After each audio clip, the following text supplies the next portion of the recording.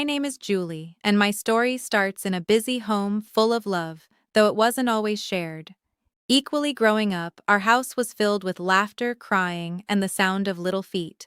I was the second oldest with my brother Shawn, just a year older than me, and two younger sisters, Olivia and Rachel, who were born when I was in my early teens. From a young age, I learned how to be responsible while other kids played. I was in our small kitchen, helping Mom with dinner or taking care of Olivia and Rachel. It wasn't always easy, but it taught me a lot about kindness and hard work. Our parents, Dennis and Diane, worked hard. Dad had long hours at the local factory, and Mom balanced part-time jobs with taking care of the house. We weren't rich, but they made sure we had food and a home. However, I couldn't help but notice that she seemed to get special treatment from our parents. Shaw's the oldest, Dad would say proudly, ruffling his hair. He's carrying on the family name as we grew up. The difference became clearer when Shawn graduated from high school. He got a car. When I graduated, I got a card and a promise to help with college. It wasn't that I wasn't loved. I was.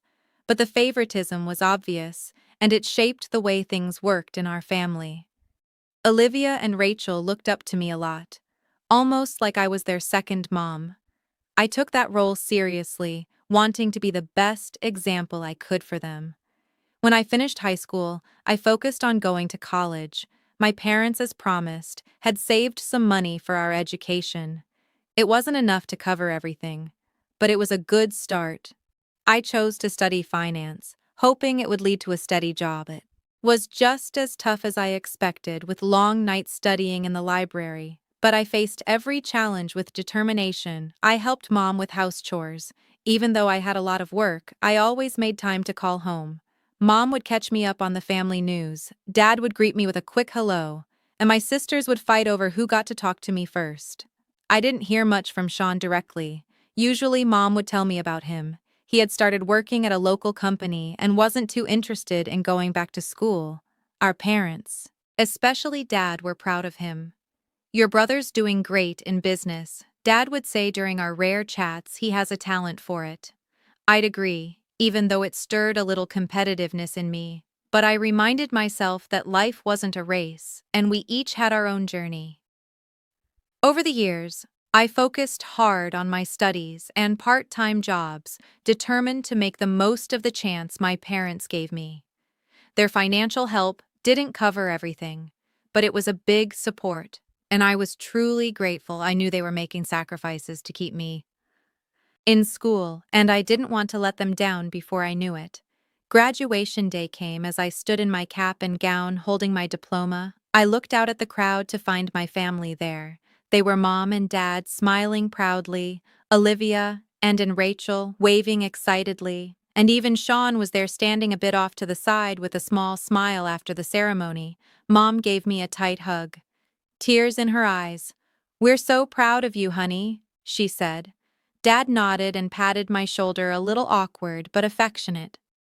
"You've done well, Julie, now. It's time to make your mark in the world." We celebrated over dinner, and I told them about my plan to stay in the city and start my career.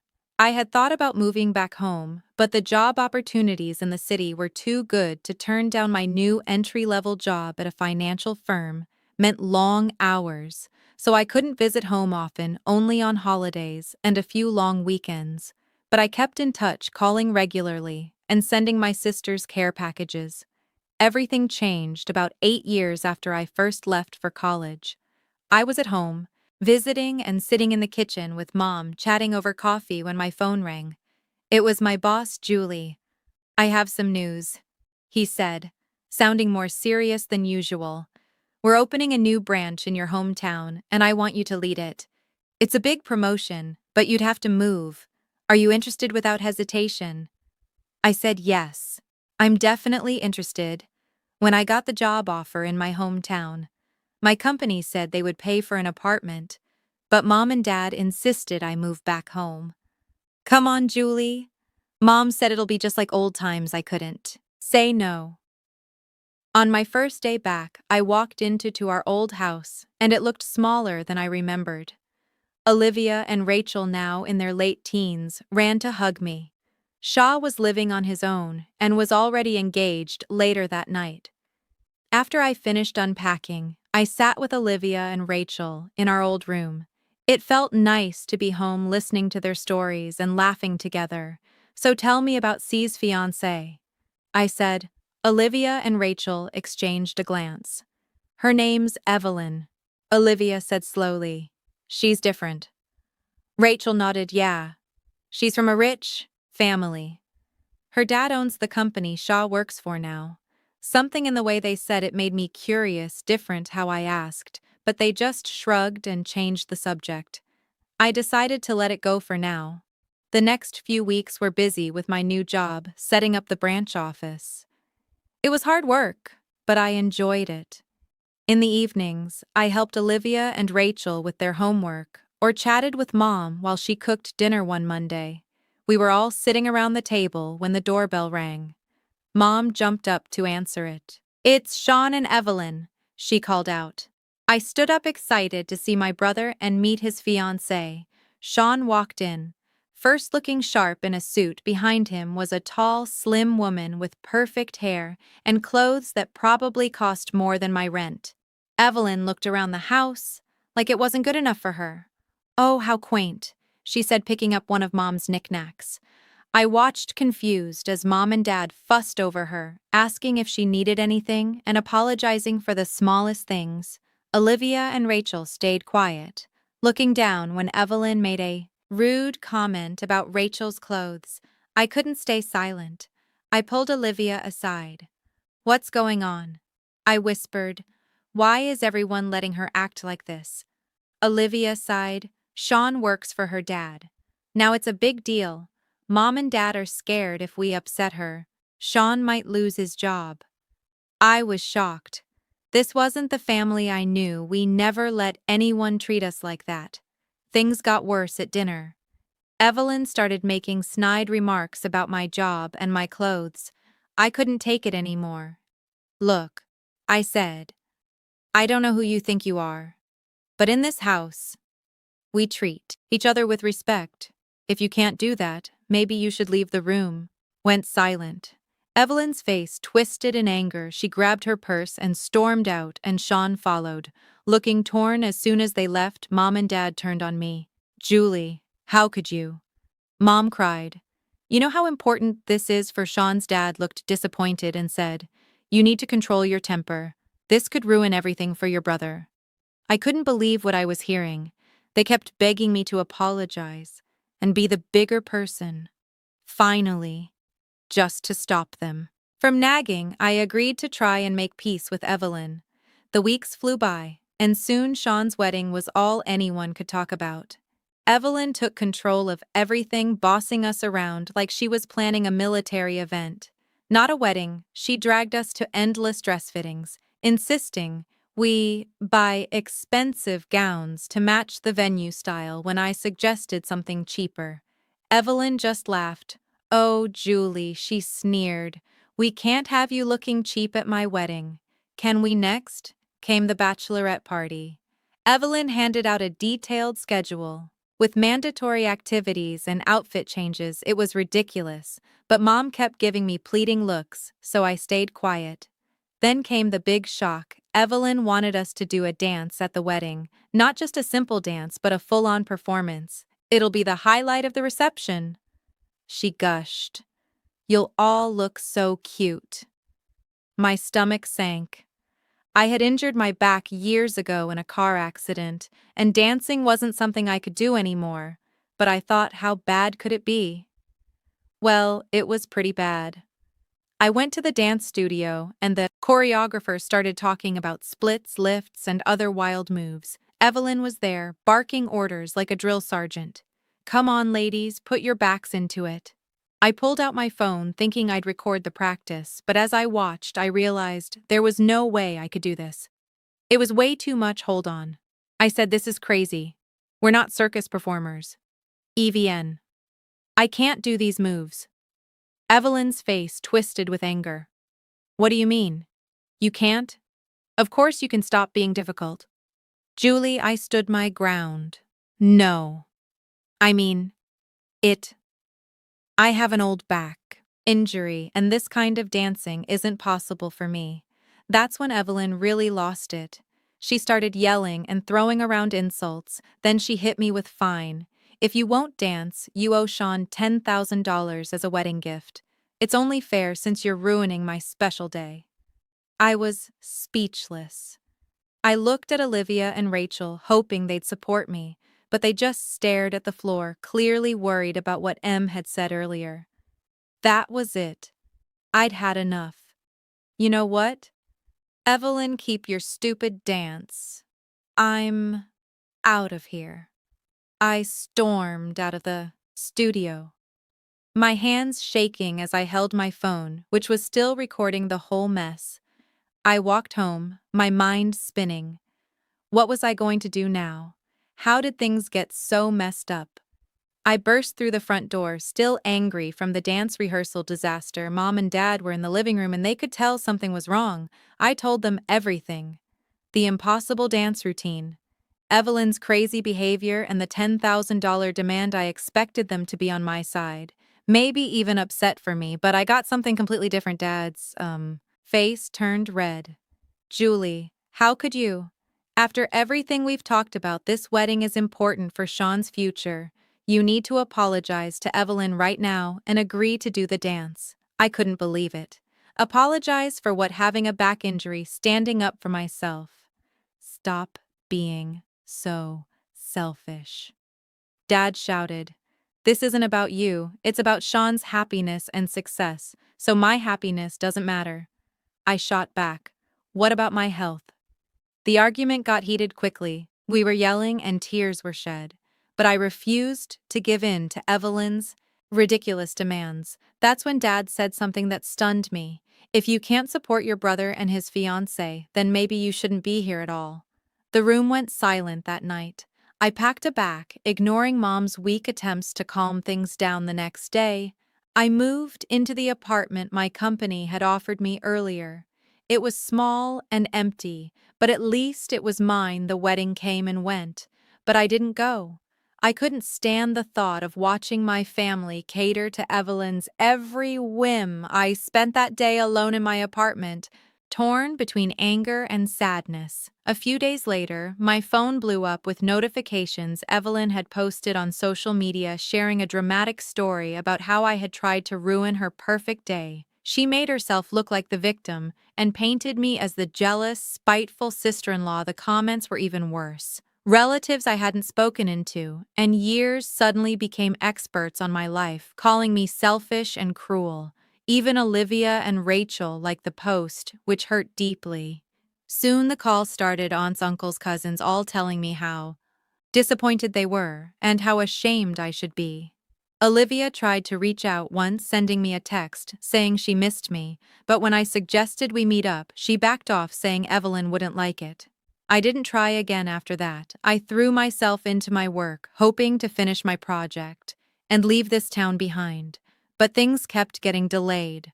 Problems kept coming up that needed my attention, and each delay felt like a twist of the knife. Months passed, and I settled into a lonely routine. Work, home, sleep, repeat.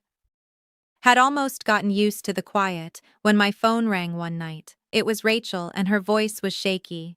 "Julie, can we talk?" she asked. We met at a cafe far from anyone we knew. Rachel looked awful, dark circles under her eyes, hair a mess. The moment she saw me, she burst into tears. "I'm so sorry, Julie," she sobbed. "You were right about everything." Slowly, she told me the whole story after the wedding. Evelyn showed her true colors. She had been treating Olivia and Rachel like servants, making them clean her house, cook, and do laundry, all without any pay. "She says it's our duty as family," Rachel said bitterly. "And Shawn, he just goes along with it. He sees how she treats us and does nothing." I was furious. "What about Mom and Dad? They can't be okay with this," I said. Rachel gave a hollow laugh. "They think it's great. They say we're building character and strengthening family bonds. It's like they're brainwashed." I couldn't believe it. This was worse than I had imagined. "I'm so sorry I didn't stand up for you before," Rachel whispered.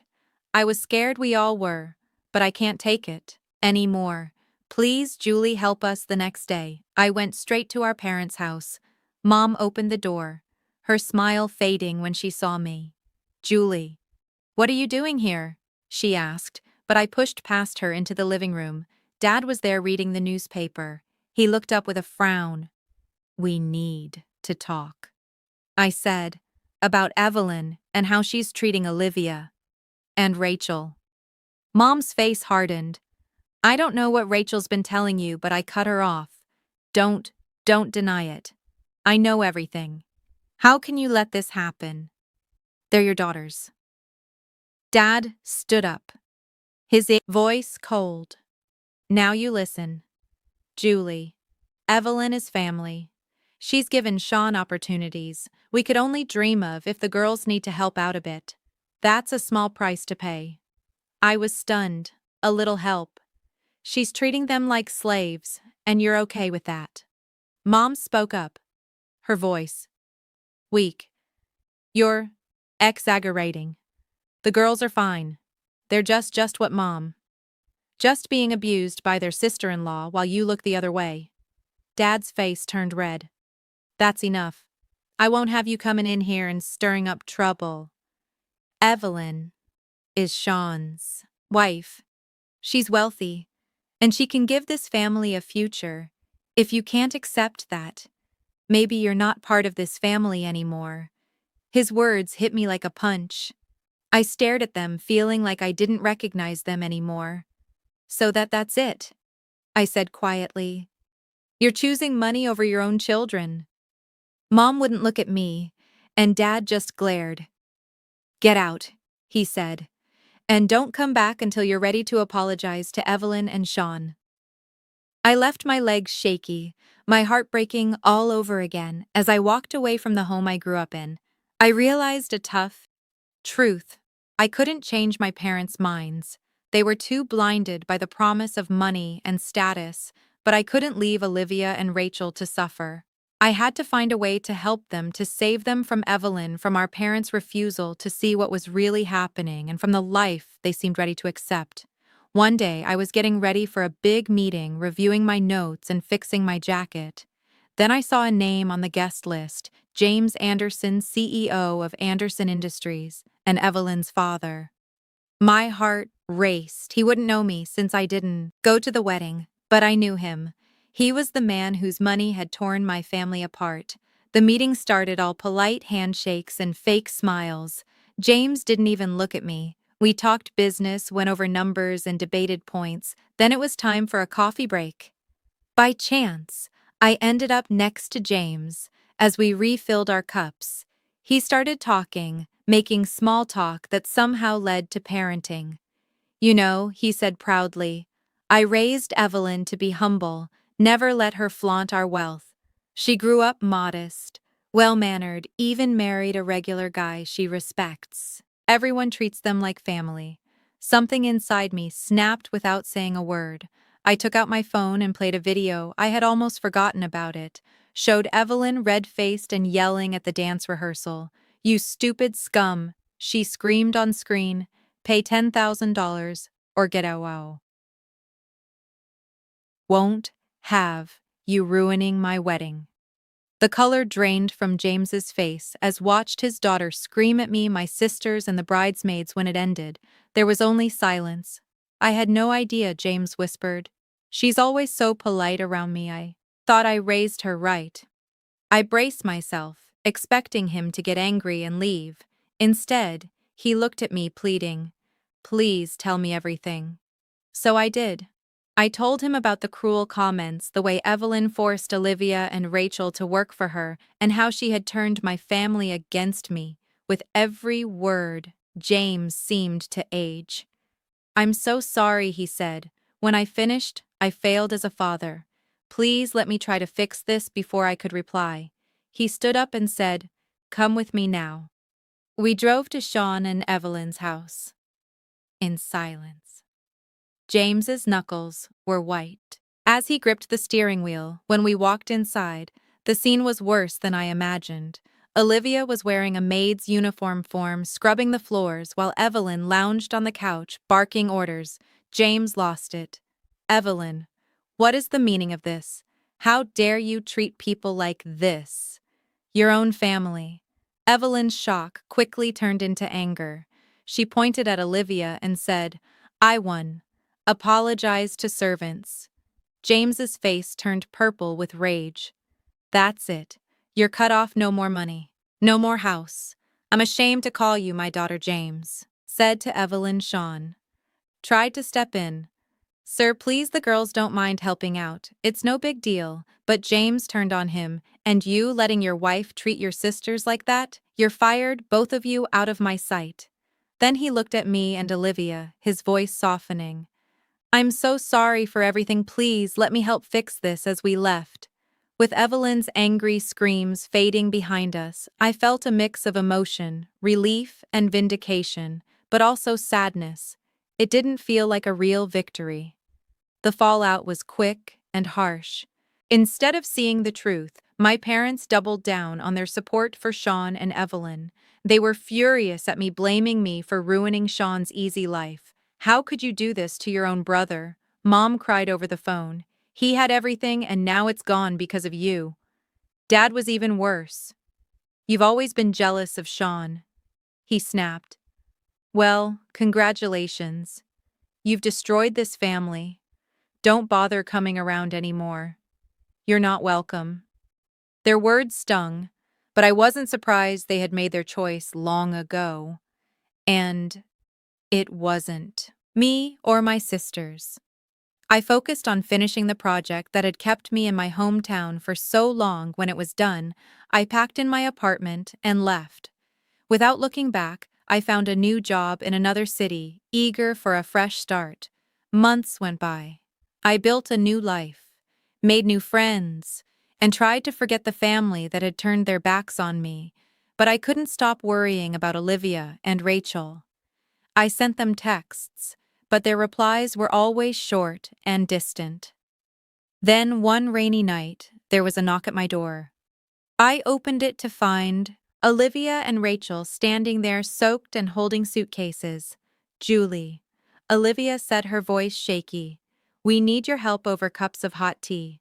They told me everything. Shawn and Evelyn, now broke and without jobs, had moved back in with our parents.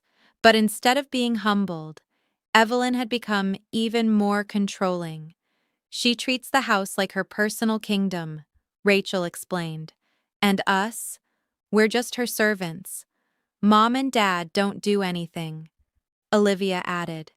They're so afraid of Shawn leaving that they let Evelyn do whatever. She wants. My heart broke for them. Why didn't you tell me? Sooners, they looked guilty. We were ashamed, Rachel admitted, and scared. Evelyn threatened to make things worse if we contacted you, but we couldn't take it anymore. Olivia said, please, Julie, can we stay with you just until we find jobs and a place of our own? I didn't hesitate. Of course you can stay as long as you need. It wasn't easy at first. My apartment was small, and we all had to adjust to living together as adults, but over time we found our rhythm and started to rebuild our lives. Helped them work on their resumes and practiced interview questions with them. We stayed up late talking through all the years of hurt and misunderstandings. Weeks turned into months. Olivia got a job at a local bookstore, and Rachel started taking classes at a community college nearby. They insisted on helping with rent and groceries, even though I told them it wasn't necessary. One night, as we sat around the dinner table laughing at a silly story, I realized something: our parents might never change, and C and Evelyn might stay the same. But that was okay. We had each other, and that was enough. Looking at my sisters, strong and finally free to be themselves, I knew we'd be okay. Whatever came next, we'd face it together the way a real family should.